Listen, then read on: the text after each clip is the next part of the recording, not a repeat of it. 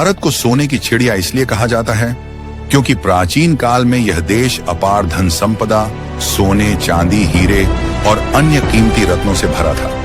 मुगलों का पतन होने के बाद अंग्रेज भारत में आए मुगलों का लास्ट वंशज अंतिम मुगल सम्राट बहादुर शाह द्वितीय बहादुर शाह जफर को रंगून, म्यांमार भेज दिया गया। भारत में अंग्रेज कैसे आए? किसने बुलाया और क्यों बुलाया? भारत में अंग्रेज जहाजों से व्यापार करने आए थे, जिसकी शुरुआत 1608 में सूरत बंदरगाह पर हुई। 1612 में उन्हें मुगल सम्राट जहांगीर द्वारा सूरत में एक व्यापारिक केंद्र स्थापित करने की अनुमति मिली थी। ईस्ट इंडिया कंपनी को 1600 में महारानी एलिजाबेथ आई ने व्यापार का अधिकार दिया था और 1615 में जहांगीर के दरबार में राजदूत सर थॉमस रो ने सूरत में कारखाना खोलने की अनुमति हासिल की।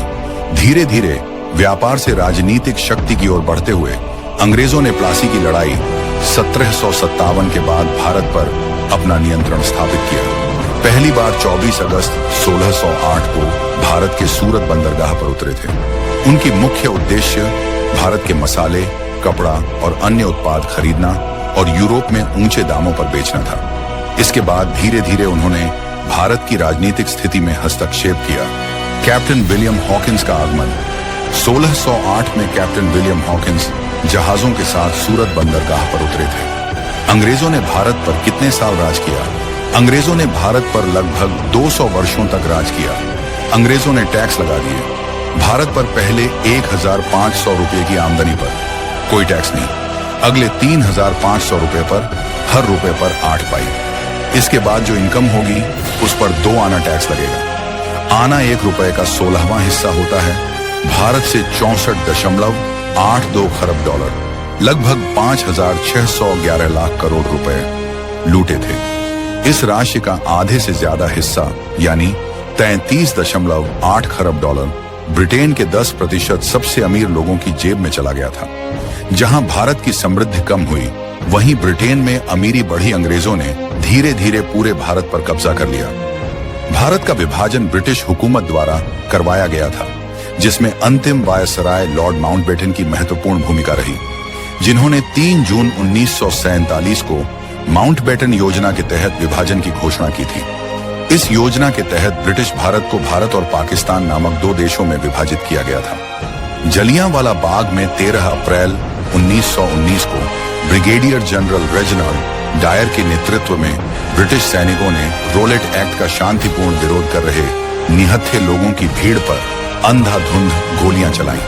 इस नरसंहार में आधिकारिक तौर पर 379 लोग मारे गए थे, जबकि कुछ स्रोतों के अनुसार 1000 से अधिक लोग मारे गए और 2000 से अधिक घायल हुए। यह घटना ब्रिटिश शासन के क्रूरता का प्रतीक बनी और भारतीय स्वतंत्रता संग्राम पर इसका गहरा प्रभाव पड़ा। तारीख 13 अप्रैल 1919, स्थान अमृतसर में जलियांवाला बाग। घायल 1500 से अधिक लोग मारे गए थे और 6000 से अधिक लोग घायल हुए थे। इस घटना को भारत के स्वतंत्रता संग्राम के सबसे बड़े नरसंहारों में से एक माना जाता है। अंग्रेजों ने भारत से खूब सोना लूटा।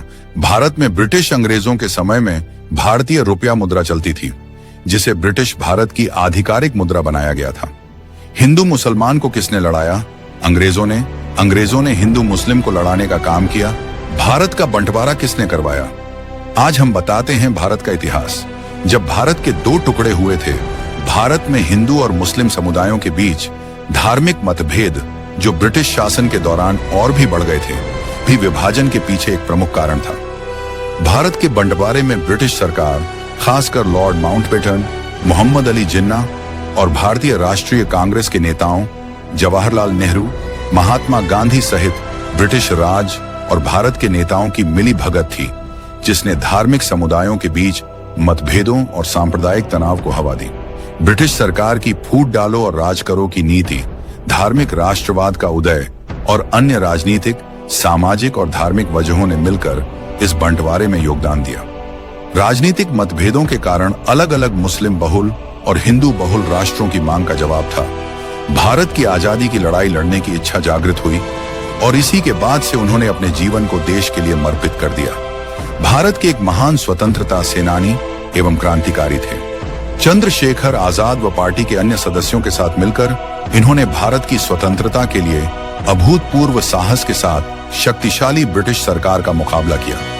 पहले लाहौर में बर्नी सैंडर्स की हत्या और उसके बाद दिल्ली की केंद्रीय संसद सेंट्रल असेंबली में बम विस्फोट करके ब्रिटिश साम्राज्य के विरुद्ध खुले विद्रोह को बुलंदी प्रदान की। इन्होंने असेंबली में बम फेंक कर भी भागने से मना कर दिया।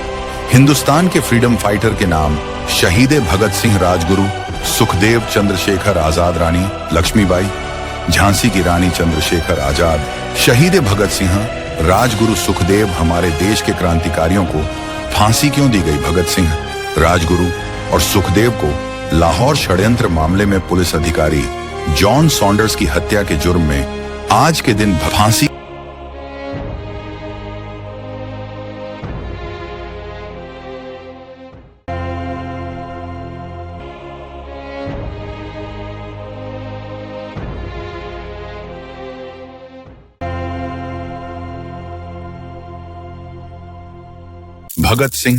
भगत सिंह कौन है? भगत सिंह हमारे देश के क्रांतिकारी थे। आज के दिन भगत सिंह को फांसी सुनाई गई।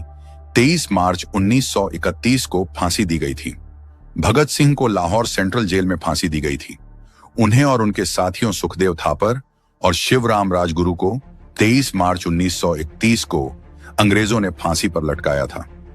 गांधी जी फांसी रुकवा सकते थे, पर उन्होंने ऐसा नहीं किया। भगत सिंह और उनके साथी हिंसा का रास्ता छोड़ने का वादा करें, जिसे भगत सिंह ने स्वीकार नहीं किया। इसके अलावा भगत सिंह खुद फांसी के लिए तैयार थे। हमारे देश के क्रांतिकारियों ने विद्रोह की चिंगारी फूट गई। हमारे देश के क्रांतिकारियों 23 मार्च 1931 को फांसी दी गई थी। भारत और पाकिस्तान नामक दो देशों में विभाजित किया गया था। ब्रिटिश सरकार की फूट डालो और राज करो की नीति ने भी इस विभाजन में योगदान दिया। भारत के दो टुकड़े करें, एक टुकड़ा पाकिस्तान, एक टुकड़ा हिंदुस्तान। जिसको पाकिस्तान जाना वह चले जाए, जिसको हिंदुस्तान रहना है तो रह सकता है। 15 अगस्त 1947। कारण, भारत के विभाजन के बाद पाकिस्तान से भारत आने वाले यात्रियों पर हिंसा हो रही थी। लोग अपनी जान बचाने और भारत पहुंचने की कोशिश कर रहे थे। ट्रेन में सिर्फ जीवित लोग ही नहीं, बल्कि रास्ते में मारे गए लोगों के भी शव थे। पाकिस्तान से 15 अगस्त 1947 को अमृतसर स्टेशन पर पहुंची ट्रेन एक लाश गाड़ी थी, जिसमें पाकिस्तान से भारत आए यात्रियों के शव थे। यह घटना भारत के विभाजन के बाद हुई व्यापक हिंसा का परिणाम थी, जहां लोग अपनी जान बचाकर भारत आ रहे थे। देश को आजादी कैसे मिली और कब मिली? 1947। 15 अगस्त को भारत को अंग्रेजों के शासन से स्वतंत्रता मिली और भारत में ब्रिटिश शासन समाप्त हो गया। 1857 का विद्रोह 10 मई 1857 को मेरठ से शुरू हुआ था, जो भारतीय स्वतंत्रता के इतिहास में एक महत्वपूर्ण घटना थी और इसे प्रथम स्वतंत्रता संग्राम के रूप में जाना जाता है। यह ब्रिटिश ईस्ट इंडिया कंपनी के शासन के खिलाफ एक बड़ा विद्रोह था। अंग्रेजों का अत्याचार बढ़ चुका था। विद्रोही चिंगारी फूट गई। यह चिंगारी ऐसी थी जो पूरे भारत में फूटी इनकलाब की आंधी विद्रोह का रूप ले रही थी। अंग्रेजों ने हिंदू मुस्लिम को लड़ाने का काम किया। मस्जिद के सामने सुअर का मांस, मंदिर के सामने गाय का मांस रखकर हिंदू मुस्लिम की लड़वाया। 1857 के विद्रोह का सबसे तात्कालिक कारण एनफील्ड राइफल के कारतूसों का प्रचलन था, जिनमें कथित तौर पर गाय और सुअर की चर्बी लगी थी, जिससे हिंदू और मुस्लिम सैनिकों की धार्मिक भावनाएं आहत हुईं। 1857 सिपाही विद्रोह हुआ।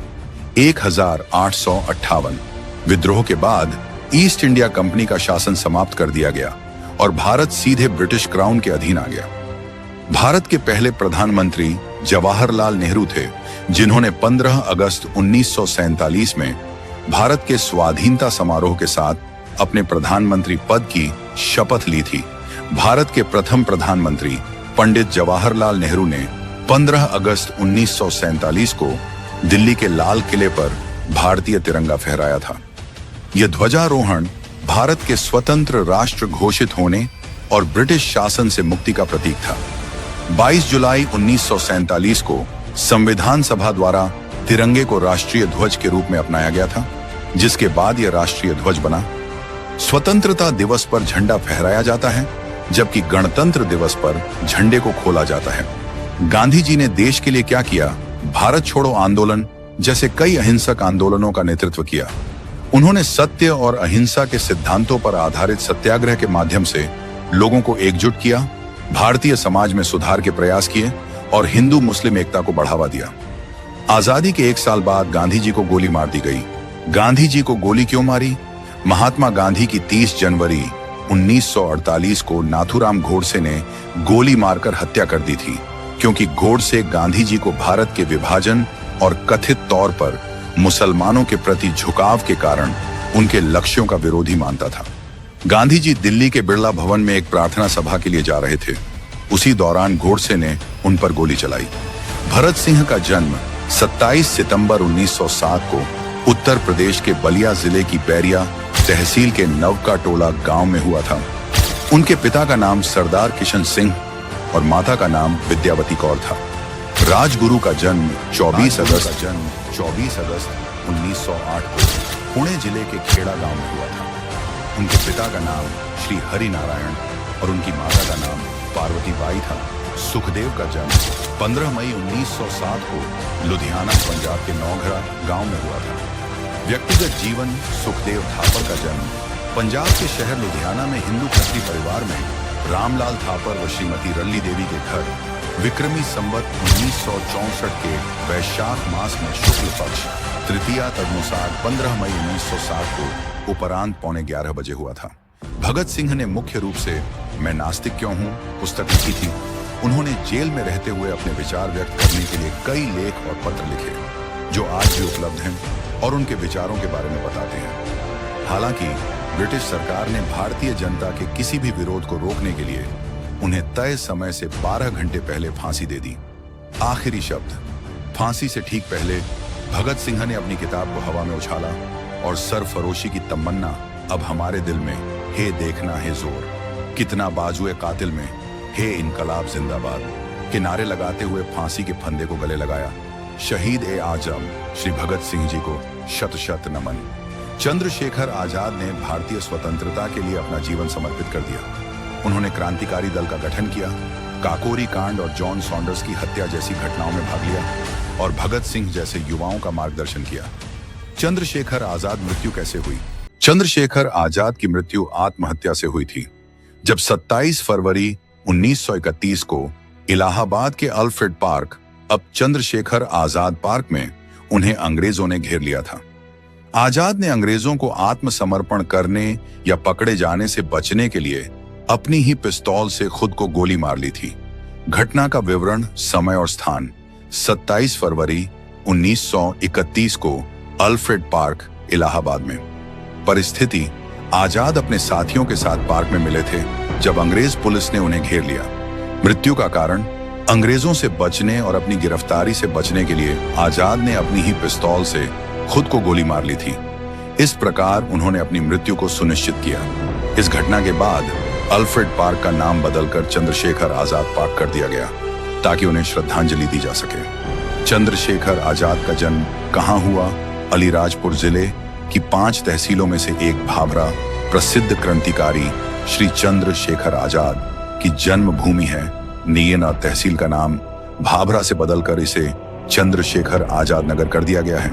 टीपू सुल्तान मैसूर साम्राज्य का शासक था। भारतीय व पश्चिमी सैन्य तरीकों को अपनाने के लिए प्रसिद्ध था। वह मैसूर साम्राज्य के शासक थे, जो दक्षिण भारत में स्थित था। शासनकाल 1782 से 1799 तक मैसूर के सुल्तान रहे। ब्रिटिश ईस्ट इंडिया कंपनी के नेतृत्व वाली संयुक्त सेना ने उस पर हमला कर दिया। टीपू सुल्तान की मृत्यु 4 मई 1999 को श्रीरंगपट्टनम के अंतिम युद्ध में हुई थी। रानी लक्ष्मीबाई मराठा शासित झांसी राज्य की रानी थी और 1857 के विद्रोह की प्रमुख व्यक्तियों में से एक थी। बचपन: उनका मूल नाम मणिकर्णिका था। भगत सिंह से प्रेरणा लेनी चाहिए अपने देश के लिए मर मिट जाने के लिए। जिस दिन हर युवा भगत सिंह जैसा सोचने लग गया, उसी दिन से भारत को हिंदू राष्ट्र बनाने से कोई रोक नहीं सकता। एक बार भारत का युवा जाग जाएगा। अंग्रेजों ने भारत से खूब सोना लूटा। यह हमारे देश के फ्रीडम फाइटर, हमारे देश के क्रांतिकारियों को सत सत नमन। भगत सिंह, सुखदेव, राजगुरु, चंद्रशेखर आजाद, सुभाष चंद्र बोस, स्वामी विवेकानंद, ऊधम सिंह राणी, लक्ष्मीबाई मंगल पांडे, सरदार वल्लभ भाई पटेल, जवाहरलाल नेहरू, लाला लाजपत राय, बाल गंगाधर मोतीलाल नेहरू, बिपिन चंद्र पाल चित्तरंजन दास, ऊधम सिंह हेमू कालानी, खुदीराम बोस मदन, लाल ढींगरा सूर्यसेन, एनी बेसेंट लाला, लाजपत राय, लाल बहादुर शास्त्री, तात्या टोपे राम प्रसाद बिस्मिल, अशफाक उल्ला खान, ठाकुर रोशन सिंह 1857 की क्रांति में मारे गए। शहीदों की सटीक संख्या बताना मुश्किल है, लेकिन अनुमान है कि विद्रोह और उसके बाद के अकाल और महामारी में 8 लाख से अधिक भारतीय मारे गए थे। ब्रिटिश प्रशासन के रिकॉर्ड के अनुसार विद्रोह के दौरान लगभग 6000 अंग्रेज मारे गए थे। एक अनुमान के मुताबिक 13,500 लोग शहीद हुए थे। यहाँ प्रस्तुति है भारत के महान सूपत जो 1857 से लेकर 947 के बीच हो गए शहीद। आदि हजारों वीर शहीदों, क्रांतिकारियों और स्वतंत्रता सेनानियों को नमन। जवाहरलाल नेहरू भारतीय राष्ट्रीय कांग्रेस पार्टी से थे। वे स्वतंत्रता आंदोलन के प्रमुख नेता थे और भारत की आजादी के बाद देश के पहले प्रधानमंत्री बने। ये सभी स्वतंत्रता संग्राम के दौरान अपने साहस और योगदान के लिए जाने जाते हैं। कुछ अन्य स्वतंत्रता सेनानी जय भारत माता की, इनकलाब जिंदाबाद, वंदे मातरम, मेरा भारत महान है, जय हिंद जय भारत।